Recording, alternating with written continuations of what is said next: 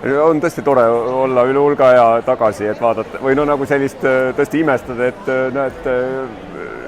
nagu jälle messid käivad, eks, et ühtepidi ma ütleks, et tegelikult see formaat ja kõik on nagu vana hea tunne, et selles mõttes justkui nagu ei oleks aastaid vahel olnud, aga mis silma, kui nüüd toodete poolt vaadata, tõesti jäävad väga palju seda vegan ja noh, nii-öelda ütleme, mis varem oli hästi levinud on, et no lihaasendus, siis praegu tegelikult jääb päris mitmest kohast silma nagu kala nii-öelda asemel taimsed lahendused ja vetikate lahendused, et see on, no võib-olla see on ka niisugune Skandinaavia teema, eks, et kus siin on nagu palju süüakse kala ja samas see veganlus on ka suhteliselt kõrge, et see jääb silma, et ma ütleks, see on selline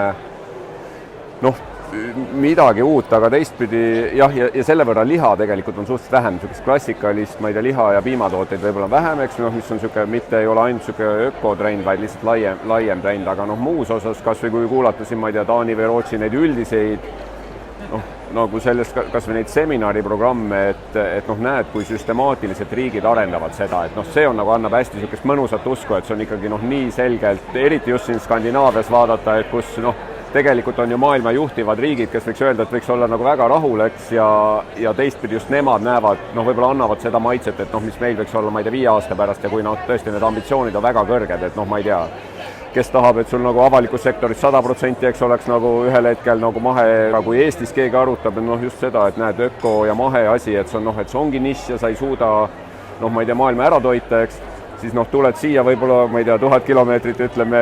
suhteliselt lähedale, sõidad tund aega või tund või 2 lennukiga ja noh, siin just räägitakse täpselt seda, et see on ainuke lahendus, kuidas maailma pikas perspektiivis ära toita. Ja kus see eesmärgi latt ei ole see, et noh, saame 10%, vaid ikkagi ühel hetkel, et saame 100,